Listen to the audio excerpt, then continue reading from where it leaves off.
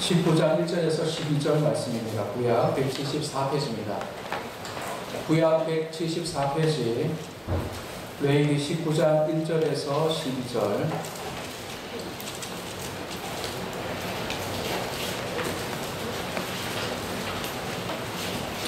레위기 19장 1절에서 12절 제가 읽겠습니다.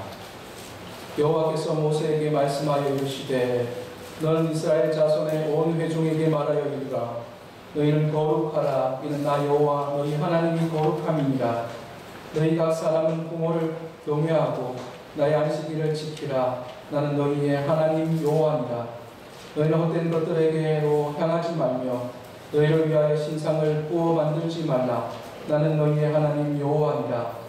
너희는 화목 제물을 여호와께 드릴 때에 기쁘게 받으시도록 드리고 그 제물은 드리는 날과 이튿날에 먹고 셋째 날까지 남았거든 불살라. 셋째 날에 조금이라도 먹으면 가증한 것이 되어 기쁘게 받으심이 되지 못하고 그것을 먹는 자는 여호와의 성물을 더럽힘으로 말미암아 죄를 감당하리니 그가 그의 백성 중에서 끊어지리라. 너희가 너희의 땅에서 곡식을 거둘 때에 너는 반 모퉁이까지 다 거두지 말고 내 떨어진 이삭도 줍지 말며 내 포도원의 열매를 다 따지 말며 내 포도원에 떨어진 열매도 줍지 말고 가난한 사람과 거루민을 위하여 버려두라. 나는 너희의 하나님 여호와니라. 너희는 도둑질하지 말며 속이지 말며 서로 거짓말하지 말며 너희는 내 이름으로 거짓 맹세함으로 내 하나님의 이름을 욕되게 하지 말라. 나는 여호와니라. 아멘. 찬양 1단 100을 감당하는 것 같아요. 소리를 내시는데 쭉쭉 뻗어내시는데 얼마나 속이 시원하고 하나님이 얼마나 기뻐하실까 너무너무 감사합니다. 그리고 오늘 말씀의 제목 같이 오늘 어떻게 이렇게 잘 맞췄는지 우리 지휘자님께서 기도를 많이 하시고 준비하신 것 같아요. 그래서 우리 찬양팀 우리 찬양대가 늘 하나님께 영광 돌리고 하나님을 기쁘시게 해드리고 늘 삶의 자리가 기쁨의 자리, 거룩의 자리, 응답받는 자리가 되시기를 간절히 축복합니다. 아멘. 할렐루야. 아멘. 할렐루야. 아멘. 여러분과 인사합시다. 사랑합니다. 축복합니다. 반갑습니다. 우리 주일에 하나님을 만나러 오는 것은 이 세상에서 가장 행복한 일인 줄 믿습니다. 아멘. 하나님의 자녀만 누릴 수 있는 축복이고 특권입니다. 그 자리 우리가 스스로 힘을 내서 온 것처럼 보이지만 아닙니다. 하나님께서 우리를 초대해 주시고 초청해 주셨기 때문에 이 예배의 자리에 함께 올 수 있는 거예요. 그래서 건강 주신 하나님 감사하고 여기까지 마음 주신 것 감사하고 이곳에 함께 모여서 함께 은혜를 나눌 수 있는 것 감사하고 코로나를 뚫고 이 자리에 와서 하나님께 예배 드릴 수 있는 것 모든 것이 하나님께 은혜입니다. 우리 홀로 하나님께 홀로 영광을 받고 하나님께 예배 드립시다. 아멘. 오늘 제목은 우리의 목적지라는 제목으로 말씀을 나누고자 합니다. 여러분 인생의 목표는 무엇입니까? 여러분의 인생의 방향은 어디에 맞추어져 있습니까?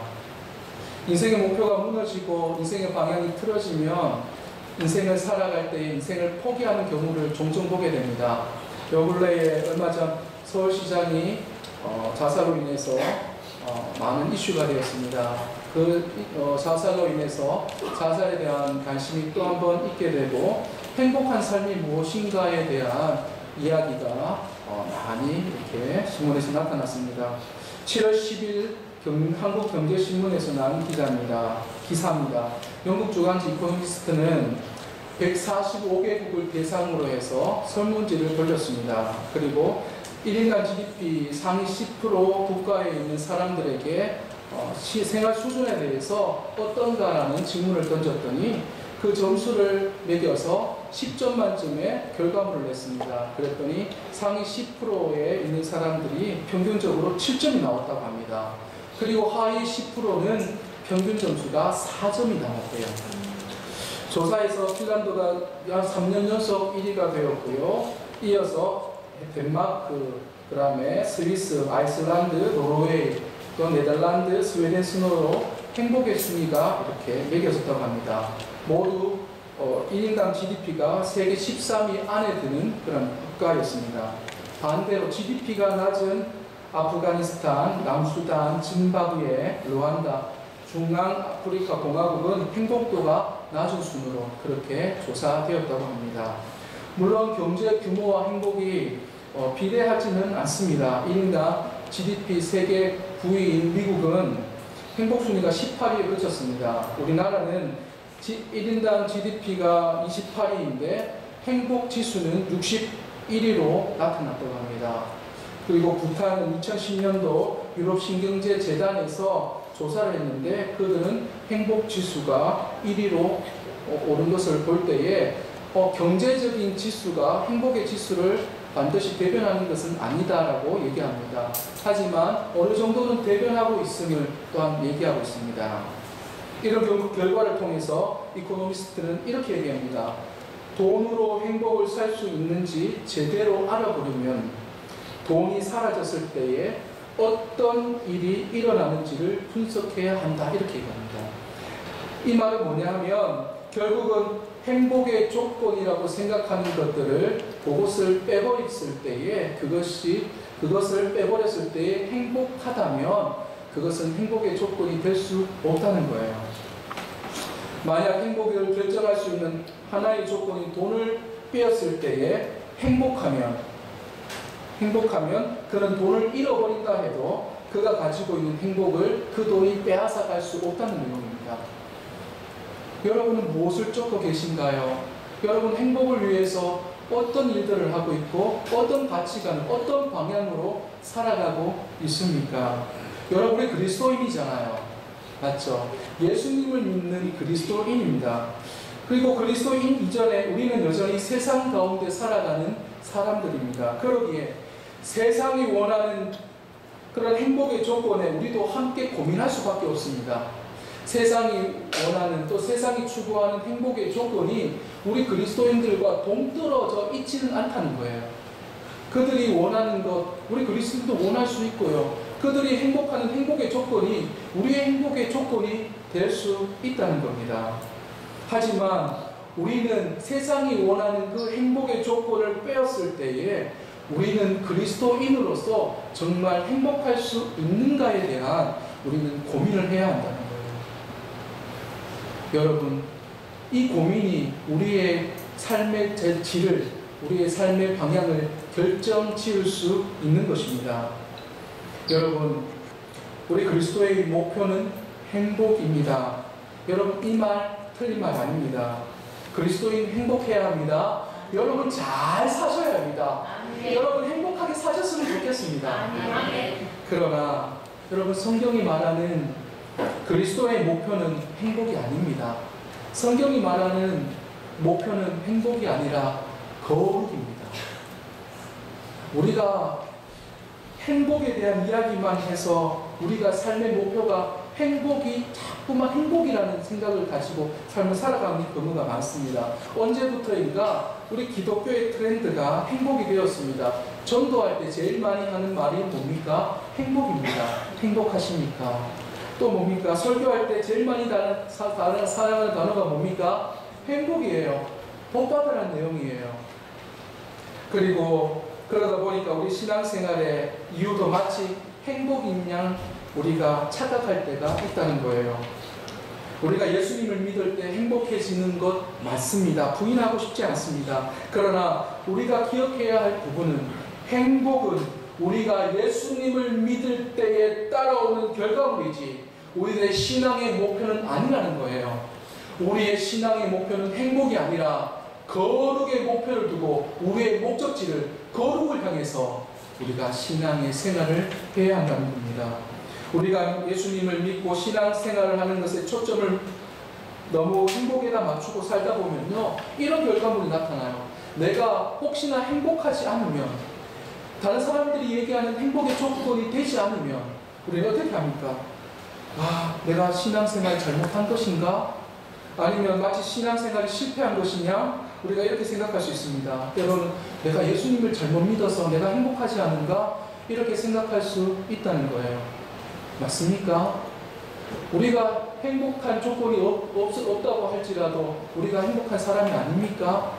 우리가 신앙생활 잘못한 겁니까? 우리가 믿음생활 잘못한 겁니까? 예수님을 잘못 믿느냐는 거예요. 아니지 않습니까? 왜냐하면 우리들의 삶의 목표는, 그리스도인의 삶의 목표는 시작도 거룩이고 과정도 거룩이고 마지막 끝맺음도 거룩입니다. 이건 제 말이 아니라 성경에서 말씀하시는 그러한 말씀입니다. 창세기, 출애굽기, 레위기, 민수기, 신명기, 이것을 모세오경이라 합니다. 이 모세오경 중에서 가장 중요한 책을 하나 권하러 한다면 저는 레위기를 권하고 싶습니다.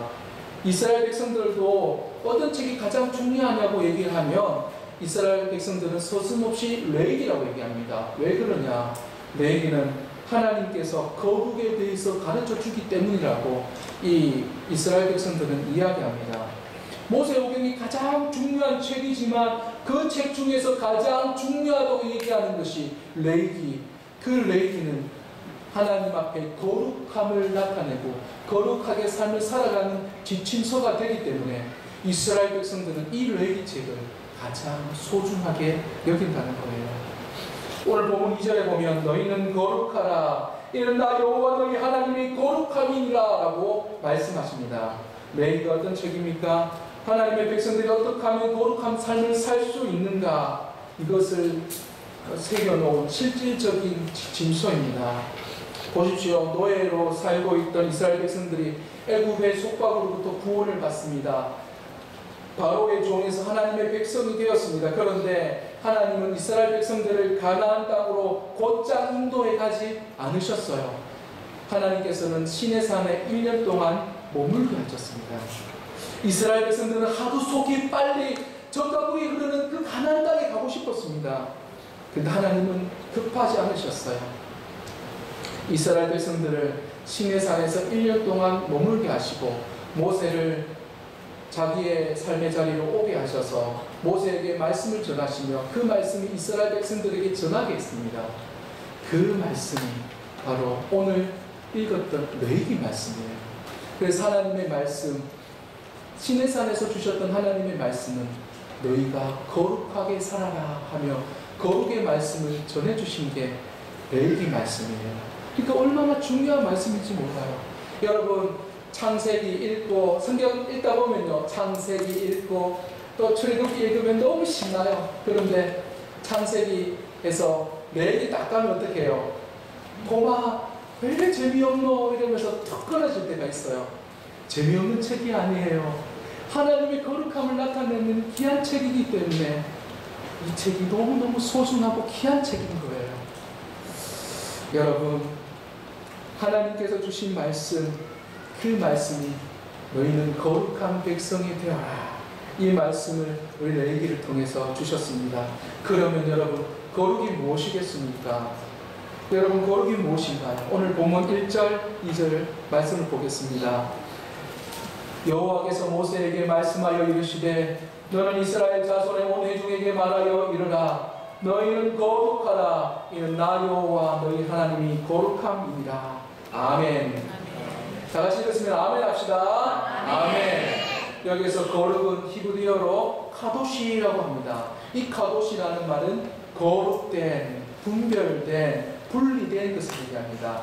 그래서 죄악의 또 허물로 산 부정으로부터 분리된 상태, 구별된 상태를 카도시, 거룩이라는 단어를 씁니다. 원래 이 거룩이라는 단어 자체를 쓸 때는 하나님께만 적용하는 단어를 씁니다. 왜냐하면 하나님만 절대적으로 거룩하시기 때문입니다. 그래서 이 거룩이라는 말 자체를 인간에게 쓸 수 없는 단어입니다.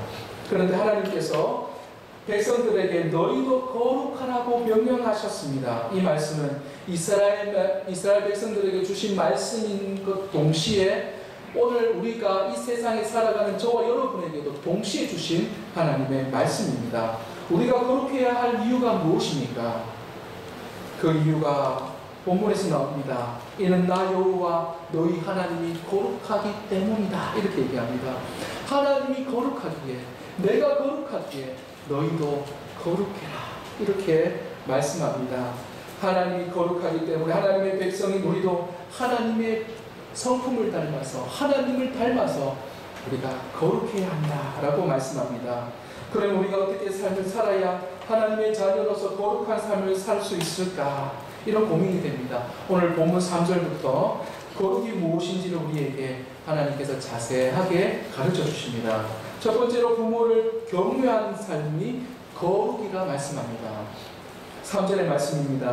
너희 각 사람은 부모를 경외하고 나의 안식일을 지키라. 나는 너희의 하나님 여호와니라 라고 말씀합니다. 우리가 거룩해지려면 어떻게 해야 합니까? 이런 질문에 여러분은 40일 금식 기도하고요, 말씀 꾸준히 읽고 기도 몇 시간씩 하고 이렇게 해야 거룩해집니다 라고 얘기하는데, 저는 이렇게 생각했어요. 그런데 오늘 말씀해 보니까 뜻밖의 말씀이 오는 거예요. 우리가 거룩하게 되는 게 첫 번째로 중요하게 생각하는 것을 내 부모를 경외하라 이렇게 말씀하셔요. 의아하지 않습니까? 너희 각 사람은 부모를 경외하라 했습니다. 우리는 부모를 공경하라는 말씀은 잘 알고 있습니다. 그래도 오늘 본문 3절에 보면 부모를 공경하라가 아니라 내 부모를 경외하라라고 말씀합니다. 하나님께 사용하는 이 경외라는 단어를 부모님께도 쓰고 있다는 거예요. 더욱이 더 관심 어린 말씀은 안식일을 지키라는 그 명령과 함께 부모를 경외하라는 이 내용이 같은 문장 속에 들어있다는 거예요. 너희 각 사람은 부모를 경외하고 나의 안식일을 지키라라고 한 문장 속에 함께 말씀을 넣고 있습니다. 이것은 우리가 부모를 공경하고 경외하는 수준과 하나님을 경외하는 수준이 같은 선상에 두고 있다는 거예요. 그만큼 하나님을 경외하는 것과 부모를 경외하는 것이 동일하다는 걸 얘기하는 거예요. 그래서 경외하는 것을 멀리서 찾는 게 아니에요. 내 부모를 경외하는 것, 그것이 나를 경외하는 거야. 하나님께서 그렇게 말씀하셔요. 여러분, 부모님께서 부모다운 일을 해야 부모입니까? 부모가 부모다운 일을 하지 않으면 부모가 아닙니까? 아니지 않습니까? 부모는 부모이기 때문에 여러분 경외하는 겁니다. 왜 그렇습니까? 부모님에게 하나님의 권위를 입혀주셨기 때문에. 하나님의 권위에 입은 부모를 경외하십시오. 공경하십시오. 이것이 옳은 것입니다. 이것이 거룩입니다. 이것이 하나님께서 원하시는 삶의 지침서고 삶의 방향입니다. 그래서 거룩을 먼 데서 찾지 마십시오. 내 가까이 있는 내 부모님부터 먼저 보살피십시오.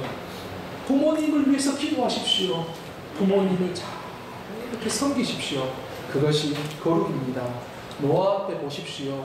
노아가 포도주를 마시고 취해서 벌거벗은 상태로 누워 있었습니다.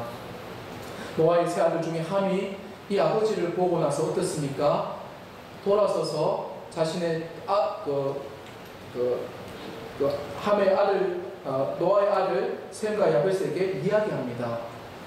그 셈과 야벳은 그 이야기를 듣고 어떻게 합니까? 노아의 거처에 들어가서 조용히 옷을 덮어주고 뒷걸음쳐서 나옵니다. 그리고 그 소식을 들은 이 노아는 함에게는 저주를 하고 아버지의 허물을 덮어준 셈과 야벳은 그에게 복을 줍니다. 여러분 한번 생각해 보십시오. 술을 마시고 실수를 하는 사람은 아버지입니다. 그렇죠. 실수를 한 건 아버지입니다. 실수를 하고 잘못한 건 아버지입니다. 그런데 책망을 받고 저주를 받은 사람은 아들입니다. 노아의 이야기를 윤리적인 관점에서 보면 우리는 이해하기가 쉽지 않습니다. 그러나 권위의 관점에서 보면, 성경에서 말하는 하나님의 권위의 관점에서 보면 충분하게 이해가 되는 부분입니다. 하나님께서 세상에 있는 부모들에게 하나님과 같은 권위를 주셨음을 여러분 기억하시고 하나님 주신 그 권위에 순종하십시오. 또 그런 권위를 인정하고 존경할 때에 그것이 거룩입니다. 사랑하는 성도 여러분, 여러분 곁에 아버지가 계시거든요. 어머니가 계시거든요. 아버지, 어머니 살아계실 때에 효를 다하십시오. 경외하십시오. 그분을 존중하십시오. 그분의 음성에 귀를 기울이시고 그분이 기뻐하시는 일들을 하십시오. 그것이 거룩입니다. 두 번째, 참되게 예배하는 삶이 거룩이래요. 5절 말씀에 보면 너희는 화목제물을 여호와께 드릴 때에 기쁘게 받으시도록 하라라고 말합니다. 오늘 본문 4절에 보면 또 이렇게 말합니다. 너희는 헛된 것들에 배로 향하지 말고 너희를 위하여 신상을 구워 만들지 말라라고 말합니다. 우상을 멀리하고 하나님께만 예배하는 것이 참된 예배임을 오늘 말씀하고 있습니다. 거룩의 근원은 하나님이십니다. 그 하나님을 바르게 예배할 때 우리에게 거룩함이 나타난다라고 오늘의 말씀에서 우리에게 가르쳐 주십니다. 예배를 드렸습니다. 그런데 예배를 드릴 때에 중요한 것은 예배를 드렸다는 것이 중요한 것이 아니라, 그것이 문제가 아니라 하나님이 기쁘시게 하는 예배를 드렸냐가 더 중요합니다. 오늘 말씀에 보면 너희는 화목제물을 여호와께 드릴 때에, 드리는 것으로 끝나는 것이 아니라 기쁘게 받으시도록 드리고라고 얘기합니다. 하나님께 예배 드리는 것이 중요한 것이 아니라 그 예배가 하나님께 기쁨이 되느냐, 이것이 우리의 예배의 자리에 있어야 할 중요한 문제라는 거예요. 여러분, 예배자의 자세와 태도에 더 초점을 맞추고 있습니다. 그 내용이 본문 5절부터 8절까지 계속 이어지고 있습니다. 우리의 예배가 가증한 예배가 되면 안 된다라고 하나님께서는 말씀하고 계셔요. 예배의 성공은 예배를 드리면서 내가 만족했느냐, 이것이 아니라 하나님께서 만족하셨느냐, 하나님께서 기뻐하셨느냐, 이것이 우리의 초점이 되어야 되는 거예요. 제가 하나님의 말씀을 선포하실 때 그 말씀에 내가 만족했느냐, 이것이 아니라 그 말씀을 받아서 그 말씀대로 하나님 순종하고 살겠습니다 하며 그 말씀을 따라서 삶의 방향을 하나님께 정하고, 그 말씀 때문에, 여러분이 오늘 드리는 그 예배 때문에 하나님께서 만족하시고 하나님께서 기뻐하시느냐, 그것이 우리의 예배의 초점이 되어야 된다는 거예요. 예배라는 건 하나하나 요소로 따지는 게 아니에요. 예배, 여러분 하나님 만나러 온 거잖아요. 예배는 하나님 붙들러 온 거잖아요. 하나님께 만족을 드리고 하나님을 기쁘시게 해드리고 이 자리에 오신 거잖아요. 여러분의 만족을 위해서 오신 거 아니잖아요. 예배라는 게 그런 거예요. 오늘날 많은 예배들이 있잖아요. 예배가 사람들을 깜짝 놀라게 하고 사람들을 감동하게 하기 위해서, 사람들을 즐겁게 하기 위해서 아이디어를 짜내고 이벤트하는 경향들이 많이 있어요. 그래서 예배를 서비스라고 얘기를 합니다. 사람을 기쁘게 하고 사람을 만족시키게 하는 그런 서비스가 아니라 하나님을 만족하게 하는 서비스요. 하나님을 기쁘시게 하는 그 서비스 말입니다. 그것이 예배의 본질이라는 거예요. 여러분, 이 시간에 와서 여러분 누구를 기쁘시게 해드리나요? 누구를 만족하게 하시는 건가요? 여러분, 우리가 예배를 통해서 하나님을 기쁘시게 할 때 그것이 거룩입니다. 하나님을 기뻐하시는 예배를 준비하시고 그 예배를 드리십시오. 예배의 실패자가 되지 마시고 예배의 성공자가 되시기를 간절히 축복합니다. 아멘. 나는 하나님을 예배하는 예배자입니다. 내가 서 있는 곳 어디서나 하나님을 예배합니다. 내 영혼 거룩한 은혜를 향하여 내 마음 완전한 하나님 향하여 이곳에서 바로 이 시간 하나님을 예배합니다. 할렐루야. 아멘. 내가 서 있는 곳, 이곳이 하나님의 예배자가 되시고 여러분이 있는 그곳이 이곳에만 예배의 자리가 아니라 이 예배의 말씀을 받고 여러분이 세상 나가는 그곳이 예배의 자리, 성공의 자리, 그리고 예배의 삶이 있는 자리가 되시기를 간절히 축복합니다. 아멘. 그리고 세 번째로 나누어 주는 삶이 거룩이래요. 9절 10절의 말씀에 보면 너희가 너희의 땅에서 곡식을 거둘 때에 너는 밥 먹기까지 다 거두지 말고 내 떨어진 이삭도 줍지 말며 내 포도 열매를 다 따지 말며 내 포도에 떨어진 열매도 줍지 말고 가난한 한 사람과 고르미를 위하여 버려두라. 나는 너희의 하나님 여호와니라. 아멘. 곡식을 거둘 때, 포도를 거둘 때 싹쓸이 하지 말라는 거예요. 남겨두라는 거예요. 왜요? 가난하고 연약한 자를 위해서 그것을 남겨두라는 겁니다. 여러분, 약한 자를 위하게 됩니다. 여러분, 경제사회잖아요. 경제사회는요 반드시 1등이 있고 꼴등이 있습니다. 세상은 양육방식이잖아요. 세상의 방식은 강한 자가 약한 자 위에 있는 겁니다. 보통 우위를 내세우는 그 사람들이 처음 하는 말이 있잖아요. 너 몇 살이냐? 이렇게 물어요. 그러면 나이 적은 사람이 저 몇 살입니다. 이렇게 얘기하기도 하고요. 세상 사람들은요 이 나이뿐만 아니라 다양한 것으로 갑과 을을 정해요. 갑이 되면요 을을 은슬쩍 이렇게 누르기도 합니다. 그런데 하나님의 율법은요 반대예요. 세상은요 야국 방식으로 갑이 을을 지배하는 구조지만 하나님의 말씀과 하나님의 율례는요 갑과 을이 없어요. 서로가 서로를 배려하고요. 을이 약할 때에 갑이 서로 도와주고 배려하고, 을이 또 힘들 때에 또 갑이 또 도와주고, 을도 갑을 위해 기도해주고 애써주고, 이렇게 하나님께서 원하시는 공동체라는 거예요. 여러분, 마대 테레사는 이렇게 얘기합니다. 가장 큰 질병은 결핵이나 문둥병이 아니다. 아무도 돌아보지 않고, 아무도 위로해주지 않고, 아무도 사랑해주지 않는 것이다. 아무도 필요하지 않는 것, 하지 않는 것, 그것이 가장 무서운 병이다. 이렇게 얘기해요.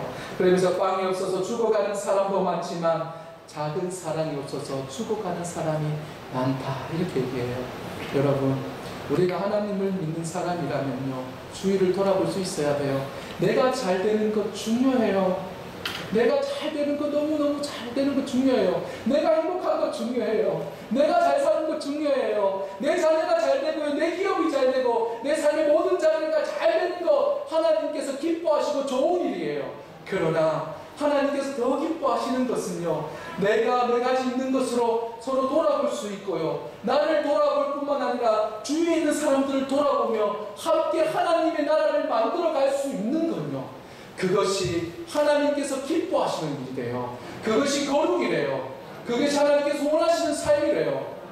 여러분, 여러분의 삶을 돌아볼 뿐더러 주위에 있는 사람들을 돌아보면서 연약한 자들을 돌아볼 수 있는 저와 여러분이 되시기를 간절히 축복합니다. 그게 뭡니까? 거룩입니다. 거룩이래요. 큰 게 아니잖아요. 마지막 네 번째로 정직한 삶이 거룩입니다. 11절에서 12절 말씀에 보면 너희는 도둑질하지 말며 속이지 말며 서로 거짓하지 말며 너희는 내 이름으로 거짓 맹세함으로 내 하나님 이름을 욕되게 하지 말라. 나는 여호와니라. 아멘. 다른 사람을 속이거나 거짓말하지 말래요. 우리가 정직해야 되는 이유가 뭔가요? 정직하지 못하고 속이고 거짓말하면 신뢰가 무너지게 되어 있어요. 그러면 다 힘들어져요. 정직하게 살면 망할 것 같지만요, 여러분의 기업도, 여러분의 사업도, 여러분의 삶의 자리도요, 손해볼 것 같고 뒤처지는 것 같고 그렇지만 정직하게, 신실하게, 성실하게 그 자리를 메꾸어 가면 하나님께서 반드시 그 자리를 채우고도 남게 하십니다. 반드시 끝에는 이기게 하십니다. 왜냐하면 정직한 사람은요, 거룩함이 있는 사람이기에, 거룩한 하나님의 백성은 하나님께서 반드시 그 사람을 잡고 붙들어 주신다는 사실입니다. 그래서 우리는 마지막을 봐야 하는 거예요. 지금 이 순간을 보는 게 아니에요. 김홍도 목사님께서 목회를 하면서 너무 힘들었던 거예요. 그럴 때 김홍도 목사님께서 이렇게 얘기했대요. 야, 너희들 종점에 가서 보자! 이렇게 얘기했던 거예요. 뭐라고요? 종점에 가서 보자. 따라해보세요. 종점에 가서 보자! 종점에 가서 보자! 여러분, 힘들게 하는 사람 있습니까? 어렵게 하는 사람들 있습니까? 고통 중에 있는 사람 있습니까? 우리 예수 믿는 사람들 아닙니까? 그럼 뭐라고 합니까? 종점에 가서 보자! 할렐루야! 아멘. 할렐루야! 아멘. 종점에 가서 보면 여러분 반드시 승리합니다. 아멘. 여러분, 하나님의 이름을 가지고 성실하고 정직하게 살아간 여러분이라면, 거룩한 이름으로 정직하게 삶을 살아간 여러분이라면 마지막에 이렇게 고백할 수 있습니다. 당신들 종점에서 보자. 하나님께서 반드시 심판하실 거야. 든든하지 않습니까, 여러분? 하나님의 방식대로, 하나님의 방법대로 살아가십시오. 하나님의 방법은요, 하나님의 법칙은 틀림이 없어요. 지는 것 같아도요, 이기는 거예요. 무너지는 것 같아도 하나님이 일으키셔요. 눈물이 있는 것 같아도 그 눈물 뒤에 하나님께서 채로 묻어가는 놀라운 은혜로 붙들어 주신다는 거예요. 여러분, 그런데 중요한 게 또 하나가 있어요. 내 하나님 이름을 욕되게 하지 말라는 거예요. 자신의 이름을 존귀하게 여기시는 거예요. 그러니 우리는 누가 앞에 있는 거예요? 하나님 앞에 있는 거예요. 존귀하신 하나님 앞에 있는 거예요. 그래서 정직하게 살아가야 될 이유는요, 내가 하나님 앞에 있기 때문이에요. 사람들한테 거짓말 할 수 있잖아요. 그런데 누가 앞에 거짓말 못해요? 하나님 보고 계시기 때문에 하나님 앞에 거짓말 못해요. 근데 거짓말은 들통 나거든요.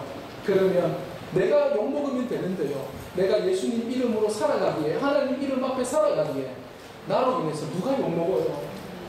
예? 하나님 욕먹어요. 맞잖아요. 그러니까 우리가 정직하게 살아가야 돼. 그래서 거룩이라고 얘기해요.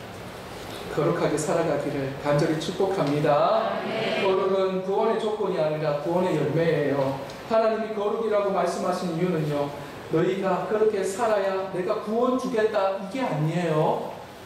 나는 너희를 애굽 땅에서 구하여 낸 너희 하나님 여호와니라. 내가 너희를 구원해 주었으니 너희도 나처럼 거룩하게 살아라고 말씀하신 겁니다. 즉 하나님께서 구원받은 백성들에게 요구하는 것이 바로 거룩입니다.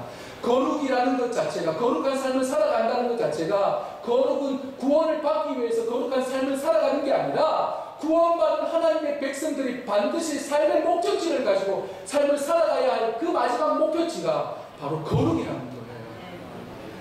오늘 본문 12절 이후에 말씀에도 거룩한 삶이 무엇인지 우리에게 말씀하고 계시잖아요. 19장을 레위기 19장 전체를 눈여겨 읽어보면 거룩한 주제는 달라져도 계속되는 문장이 있습니다. 그것이 뭐냐면, 나는 너희의 하나님 여호와니라. 매 구절 끝날 때마다, 중요한 구절이 끝날 때마다 나는 내 하나님 여호와니라. 이 말씀을 꼭 빼놓지 않고 말씀하셔요. 왜 이 말씀을 빼놓지 않고 못을 받듯이 계속 말씀하시는 겁니까? 이것은, 이 거룩함을 명령하는 것은 다른 세상이 아니라 나 하나님 여호와가 너에게 이 거룩함을 명령하는 것이다 라고 얘기하는 거예요. 그래서 이 거룩함은 내가 해도 되고 안 해도 되는 게 아니라 내 하나님 여호와가 내가 명령을 하노니 거룩하라 명령하셨으니 그 거룩함을 지켜 행하는 겁니다. 여러분, 이제 마지막으로 말씀드릴게요. 여러분, 레위기 뜻이 뭔지 아세요? 레위기 책을 많이 보셨지만 레위기 뜻이 무엇이냐면요, 원문의 레위기 이렇게 말씀하고 계세요. 원문의 레위기 뜻은 그가 부르셨다는 뜻을 가지고 있어요. 아시겠죠? 그가 부르셨다. 그러니까 하나님께서 자신의 백성을 부르셨다는 거예요. 죄악 가운데, 세상 가운데 이스라엘 백성들이 죄악 가운데 있는 그 하나님의 자녀들을 하나님께서 부르셨다는 거예요. 이게 레위기입니다. 세상 가운데 여러분의 이름을 부르셨다는 거예요. 아무것도 아닌 저와 여러분을 부르셨다는 거예요. 죄악 가운데 있는 허물 뿌린 저와 여러분을 하나님께서 부르셨다는 거예요. 그것을 우리는 부르심이라고 얘기합니다. 그 부르심이 있는 그 말씀이 레위기입니다. 그 부르심이 있는 그 자리가 거룩이라는 거예요. 하나님께서 거룩하지 않은 사람들을 거룩의 자리로 부르신 거고요. 거룩한 삶을 한순간이라도 살아갈 수 없는 하나님의 이 백성들을, 저와 여러분을 거룩한 자리로 초청하셨다는 거고요.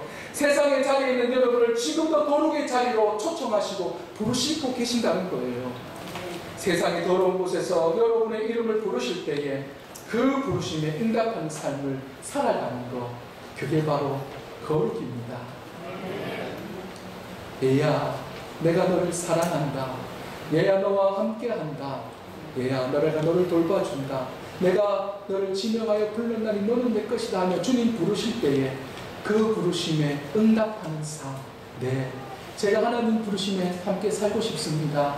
네, 제가 죄악 가운데 있고 비록 죄악 가운데 무너지지만 그 부르심에 응답해서 오늘 하루의 삶의 자리에도 주님 이름 안에서 거룩하게 살기를 원합니다. 그 부르심에 응답하여 살아가는 그 한순간의 삶을요 거룩이라 말합니다. 사랑하는 성도 여러분, 오늘 이 말씀을 기억하십시오. 우리의 목적지 어디입니까? 대답이 없으세요? 우리의 목적지 어디이신가요? 거룩입니다. 거룩. 우리의 목적지는 행복이 아니라 우리의 목적지는 어디라고요? 거룩입니다. 오늘 말씀 기억하십시오. 너희는 거룩하라. 이는 나 여호와 너희 하나님이 거룩합니다. 기도하겠습니다.